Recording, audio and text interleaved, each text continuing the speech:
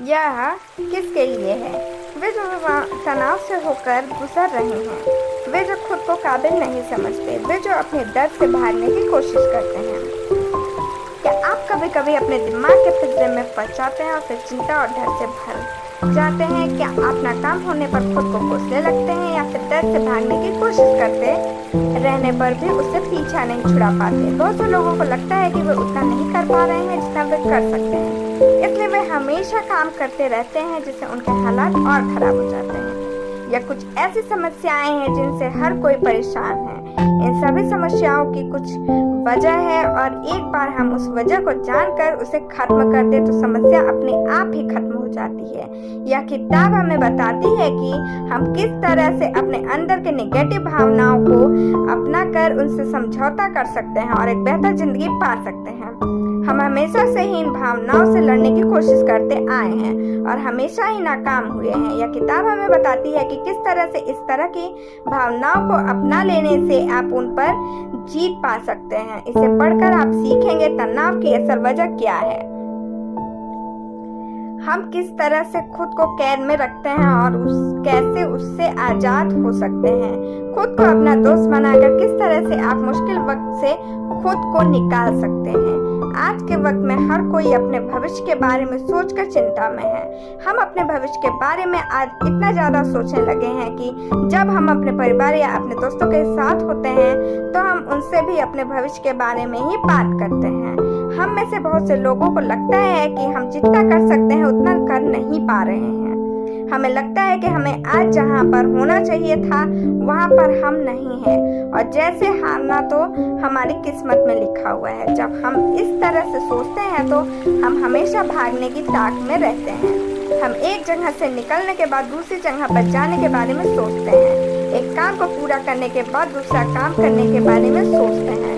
हम हमेशा अपनी चिंताओं के बारे में सोचते रहते हैं, अपने प्लान, अपने भविष्य और भविष्य में आने वाली समस्याओं के बारे में सोचते रहते हैं। लेकिन क्या आपने कभी सोचा है कि हम ऐसा क्यों करते हैं? क्यों हम हमेशा भागने की और काम करते रहने की कोशिश करते रहते हैं जबकि उससे हमें सिर्फ निराशा ही मिलती है? कहीं ना कहीं इससे हमारी सभ्यता का दोष है। हमारी सभ्यता हमारे दिमाग में हमेशा मेहनत और कामयाबी की बातें डालती रहती है और हमें बताती रहती है कि हम जहाँ भी हैं हमें और मेहनत करने की जरूरत है। पश्चिम सभ्यता में एडम और ईव की एक कहानी है जिसमें एडम और ईव स्वर्ग में रहा करते थे। उन्हें सब कुछ करने की आज़ादी थी लेकिन एक पेड़ से सेब को तोड़ने की आज़ादी नहीं थी। जिज्ञासा में आकर वे उस पेड़ से सेब तोड़ते हैं और नियम ना मानने की वजह से उन्हें स्वर्ग से निकालकर धरती पर फेंक दिया जाता है।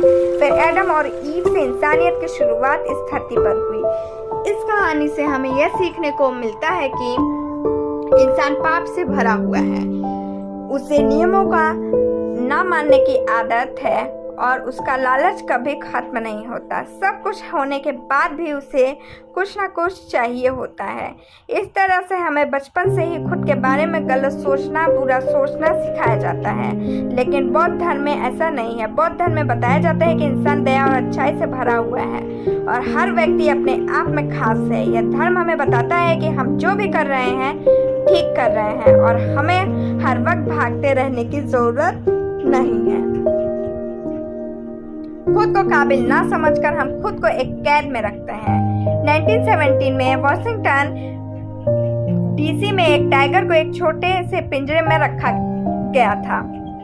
इस टाइगर का नाम मोहिनी था। बाद में उसे इस पिंजरे से निकालकर एक बड़े और खुले मैदान में रख दिया गया जहां पर घास थी, एक तालाब था और काफी जगह थी। लोगों ने सोचा कि उससे यह नया घर बहुत पसंद आएगा, लेकिन ऐसा नहीं हुआ।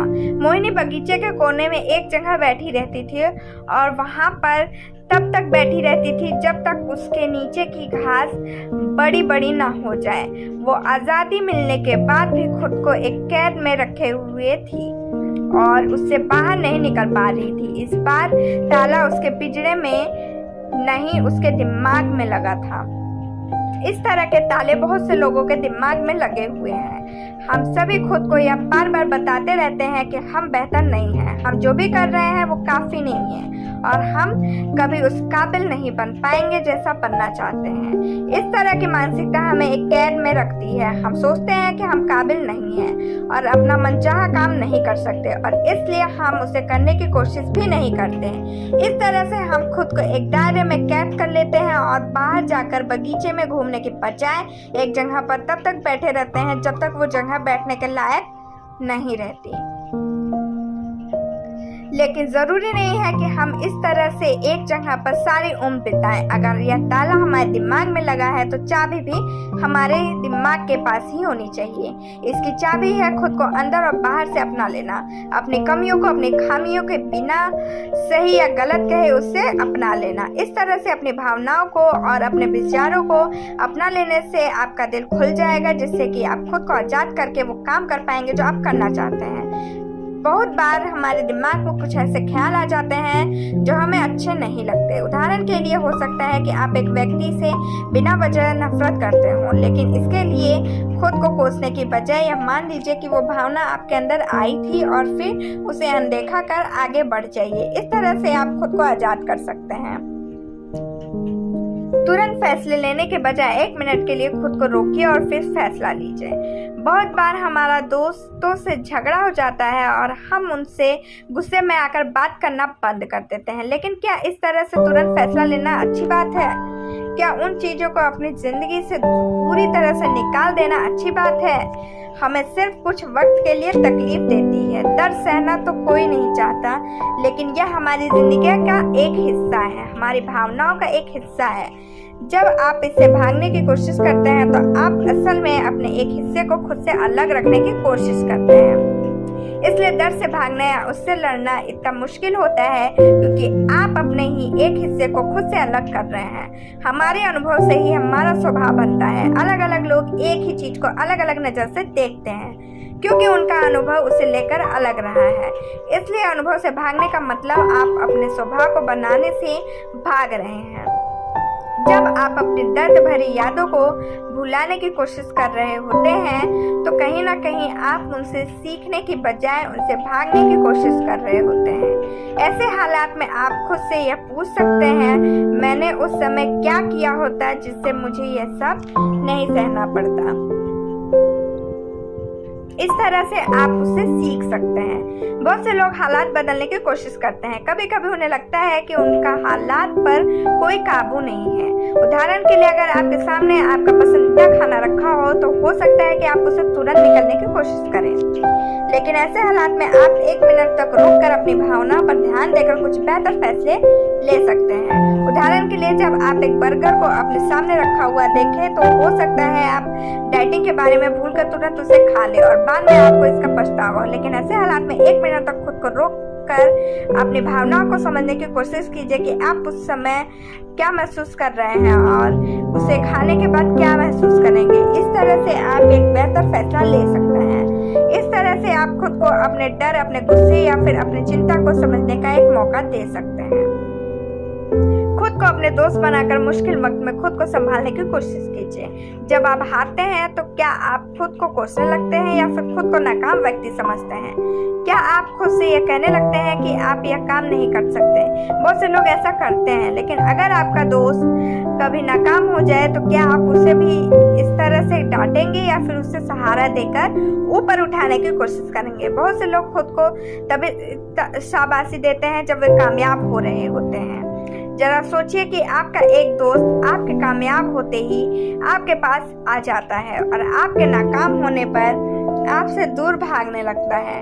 क्या आप उसके इस तरह के होने पर खुश होंगे? बिल्कुल नहीं। लेकिन बहुत से लोग इस तरह का बर्ताव खुद के साथ न जाने कितनी बार करते हैं।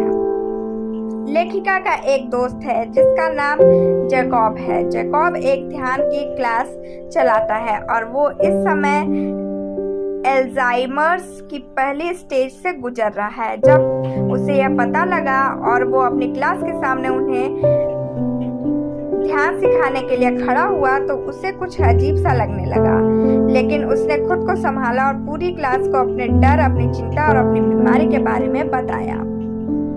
बहुत से लोग कहेंगे कि इस तरह से अपने कमजोरियों को सबके सामने रखना अच्छी बात नहीं है, लेकिन जैकब के स्टूडेंट्स का कुछ और ही कहना था। उन्होंने कहा कि उन्होंने उस दिन एक बहुत अच्छा लेसन सीखा और वो था अपने अंदर की नेगेटिव भावनाओं से भागने की बजाय, उन्हें कोसने की बजाय उन्हें अपनाना सीखना चाहिए। यहाँ पर जैकब ने यह नहीं कहा कि उसके साथ कुछ गलत है, उसने बस उसे अपना लिया जिससे उसके अंदर चल रही लड़ाई खत्म हो गई। इसलिए मुश्किल वक्त में खुद का साथ छोड़ने की बजाय खुद को सहारा देना सीखिए।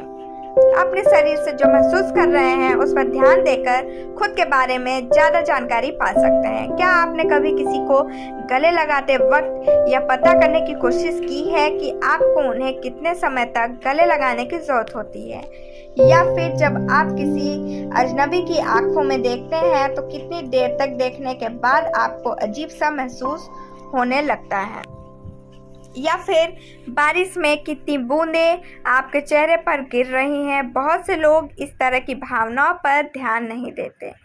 जब आप हमेशा यह सोचते रहते हैं कि आपको अब कहाँ जाना है और क्या करना है, तो आप खुद को जिंदगी की इन छोटी छोटी खुशियों से दूर कर लेते हैं। साथ ही आप खुद को बेहतर तरह से जानने का एक मौका खो देते हैं। जब आप यह महसूस करने की कोशिश करते हैं कि आपके आसपास की चीजें छूने में कैसी लगती है, तो आप खुद को इस दुनिया से जोड़ते हैं। उदाहरण के लिए, जब लेखिका के बेटे ने फिर से अपना होमवर्क नहीं किया तो उन्हें उसके ऊपर बहुत गुस्सा आया था। उसका मन था कि वे जाकर उसे डांटे, लेकिन फिर उन्होंने एक दूसरा रास्ता अपनाया और यह देखने की कोशिश की कि उनके शरीर में इस गुस्से की वजह से किस तरह के बदलाव आ रहे थे। उन्होंने पाया कि उनका पूरी शरीर हल्का सा अकड़ गया है और उनकी सांसें तेज हो गई है, जिससे उन्हें लग रहा था कि उनका सीना फटने वाला है। जब उन्होंने देखा कि उनके शरीर में किस तरह से बदलाव आ रहे हैं, तो वो अपना गुस्सा शांत करने में उन्हें काफी मदद मिली। इससे बाद उन्होंने यह जानने की कोशिश की कि उनका बेटा क्या महसूस कर रहा है और इस तरह से वे उससे अच्छे से बात कर पाए। इस तरह से आप जब अपने शरीर की हरकतों पर ध्यान देते हैं तो आप बेहतर फैसले ले पाते हैं। खुद को तराजू में तौलने से आप दर्द से तो आजाद हो सकते हैं, लेकिन इसके नुकसान भी हैं। कभी कभी हम खुद को गलत काम करने के लिए डांटते हैं क्योंकि हमें लगता है कि इस तरह से हम खुद को गलती करने से रोक सकते हैं और आगे से खुद को दर्द से आजाद कर सकते हैं। लेकिन खुद को दर्द से आजाद करने के बारे में सोचना गलत है, क्योंकि इससे हम सहानुभूति की भावना खो देते हैं। जब सोचिए, अगर आपको दर्द महसूस नहीं होता तो क्या आप किसी के दर्द को समझ पाते? क्या आप अच्छे रिश्ते बना पाते? हम अपने डर, अपनी चिंता और अपने मानसिक रूप दर्द के पीछे से भागते रहने की कोशिश करते हैं, क्योंकि हमें लगता है कि इस तरह से हम उससे पीछा छुड़ा लेंगे। लेकिन जरा खुद से सवाल कीजिए कि आप कब इसमें कामयाब हुए हैं? यह करने की कोशिश में आपको और ज्यादा दर्द मिलता है या फिर आराम? संभावना है कि आप खुद को और परेशान कर देते हैं। इस तरह से भागने से कोई फायदा नहीं होगा। जब तक आप अपने दर्द का सामना करके यह समझने की कोशिश नहीं करेंगे कि वो दर्द कहाँ से पैदा हो रहा है, आप उससे खुद को आजाद नहीं कर पाएंगे। इसके अलावा जब आप अपने दर्द को समझते हैं तो आप एक तरह से उससे समझौता कर रहे होते हैं, जिसमें फायदा सिर्फ आपका होता है। आप खुद के अंदर एक सहानुभूति की भावना पैदा कर पाते हैं और यह पता कर पाते हैं कि आपको दर्द क्यों हो रहा है, जिससे आपको उससे छुटकारा मिलता है। इस तरीकों को खुद से सहानुभूति जताना कहते हैं। आप खुद के साथ अपनी सारी उम्र, सारा समय बिताते हैं और जब आप खुद को ही समझकर खुद से सहानुभूति नहीं दिखाएंगे तो क्या आप दूसरों से सहानुभूति दिखा पाएंगे? इसलिए दर्द से भागने की बजाय उसे समझने की कोशिश कीजिए। सारांश, आज की दुनिया में तनाव बहुत ज्यादा है और हर कोई अपने हालात से खुश नहीं है। लोग खुद को काबिल नहीं समझते और इसलिए हमेशा खुद को ज्यादा काम करने के लिए मजबूर करते रहते हैं, जिससे वे और परेशान हो जाते हैं। लेकिन अगर एक बार आप खुद से दोस्ती कर लें और अपनी भावनाओं को पूरी तरह से अपना लें तो आप एक बेहतर जिंदगी पा सकते हैं। क्या करें? खुद को व्यस्त दिखाकर यह मत साबित करने की कोशिश कीजिए कि आप काम कर रहे हैं। हम में से बहुत से लोग भागदौड़ करते हुए अपनी जिंदगी बिताते हैं। वे लोग ऐसा करके खुद को परेशानियों से दूर रखने की कोशिश करते हैं। उन्हें पता होता है कि अगर हम खाली बैठेंगे तो वे पुरानी यादों में परेशान हो जाएंगे। लेकिन अगर वे अपने इस दर्द को अपना ले तो वे खुद को बिना मतलब के काम करने से रोक लेते हैं। आज के लिए बस इतना ही। Thank you, bye bye, take care.